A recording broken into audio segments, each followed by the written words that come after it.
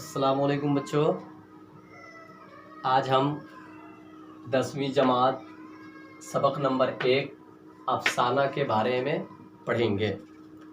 تو چلیے ہم اسٹارٹ کرتے ہیں۔ افسانہ کسے کہتے ہیں؟ افسانہ ہمارے ہندوستان میں کب آیا، کیسے آیا؟ تو اب یہاں پہ دیکھ رہے ہیں کہ اردو میں مختصر افسانہ مغربی ادب کی دین ہے۔ مغربی ادب ہی نے اردو افسانہ لایا۔ دوسرا ہے افسانہ 20ویں صدی کے آغاز کی پیداوار ہے۔ اگر آپ سے سوال کیا جائے کہ افسانہ کب پیدا ہوا، پیدا ہونے کا مطلب یہ کہ افسانہ کب سے لکھنا شروع کیا گیا، تو وہ کیا ہوگا؟ 20ویں صدی کے آغاز سے۔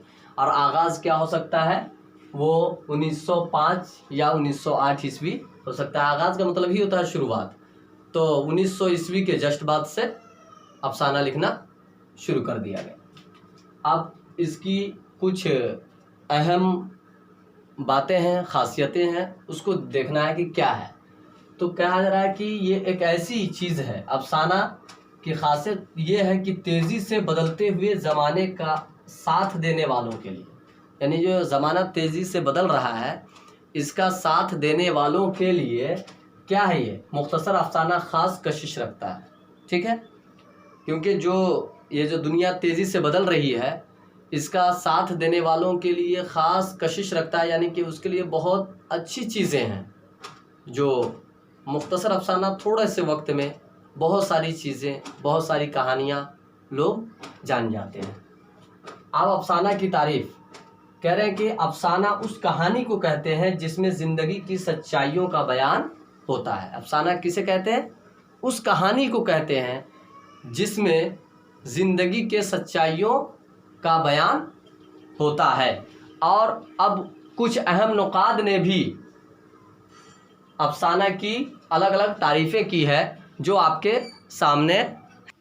ایک نقاد نے کہا ہے کہ افسانہ ایسی نثری تخلیق ہے جو ایک ہی نشست میں پڑھی جا سکے۔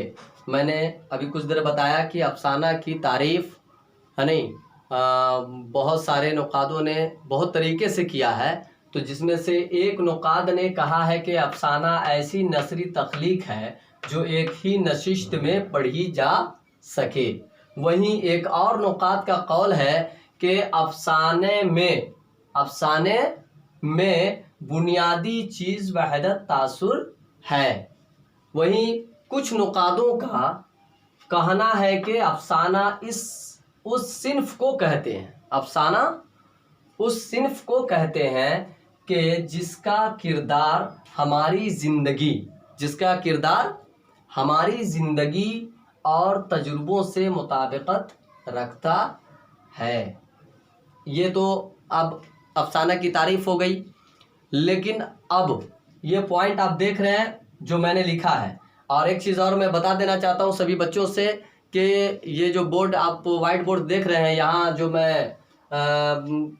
یہ جو تختہ سفید پر میں جو آپ کے سامنے کچھ لکھ کر بتا رہا ہوں، اگر کسی بچے کو اس میں رائٹنگ میں سمجھ میں نہیں آ رہا ہو، اگر تحریر ہماری سمجھ میں نہیں آ رہی ہو، تو اس کے لیے آپ لوگ ٹینشن نہ لیں، بلکہ جتنے بھی 10th کلاس کے بچے ہیں سبھی کو میں نے PDF میں نے بھیج دیا ہے کتاب کی، سبھی لوگ PDF ڈاؤن لوڈ کر لیں گے۔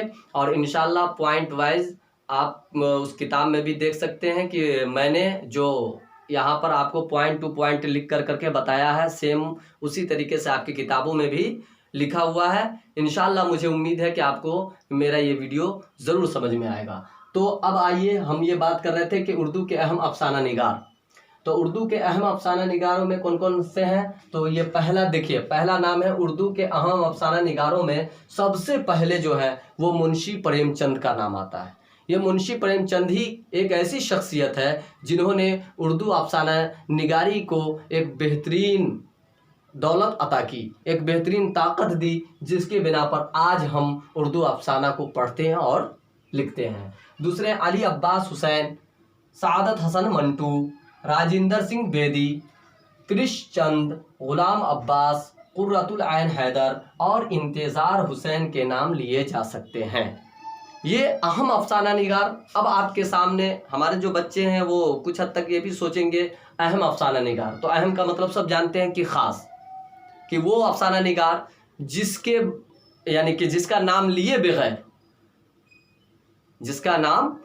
بغیر اردو افسانہ نگاری کی تاریخ شاید ہی مکمل ہو سکتی ہے. کیوں؟ کیونکہ انہوں نے ہی ایک ایسے کام کو انجام دیا جس کے بنا پر آج ہمارے سامنے اردو افسانہ پھل اور پھول رہا ہے. ساتھ ہی ساتھ اردو افسانے کو ہی ان لوگوں نے یعنی کہ ترقی نہیں دی، بلکہ ساتھ ہی ساتھ اردو زبان کی ترقی کے لیے بھی یہ بہت بہترین اور کارآمد ثابت ہوئی.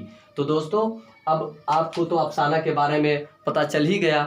اب ہم آتے ہیں افسانہ کی تعریف بھی آپ نے جان لیا، اردو اہم افسانہ نگاروں کے نام بھی آپ جان گئے. اب ہم دیکھتے ہیں کہ افسانہ کی اجزائے ترکیبی کیا ہو سکتی ہے. اجزائے ترکیبی، تو افسانہ کی جو اجزائے ترکیبی ہے وہ مندرجہ ذیل ہیں. اب یہاں پہ دیکھ رہے ہیں افسانہ کی اجزائے ترکیبی. نمبر 1 ہو گیا پلاٹ، نمبر 2 ہو گیا موضوع، نمبر 3 کردار، نمبر 4 مکالمہ، نمبر 5 منظر کشی، نمبر 6 ماحول، نمبر 7 زبان و بیان کی رنگینیاں. تو طالب علموں، میرے پیارے عزیز دوستو، آپ سبھی لوگ سمجھ گئے ہوں گے کہ یہ افسانہ کی اجزائے ترکیبی ہے. اور اجزائے ترکیبی کل کتنے ہوں گے؟ تو 7. 1 2 3 4 5 6 7. تو یہ چیز کو بھی آپ کو یاد رکھنا ہے، یہ امپورٹنٹ چیزیں ہیں، ہے نہیں؟ کوئی آپ سے کوشچن کرے، کوئی سوال کرے کہ افسانہ کی اجزائے ترکیبی کتنی ہے، تو 7 ہیں. کون کون ہے؟ تو پلاٹ ہے، موضوع ہے، کردار ہے، مکالمہ ہے، منظر کشی ہے، ماحول ہے، زبان و بیان ہے. تو اب اجازت دیجئے، آج کا سبق یہیں تک.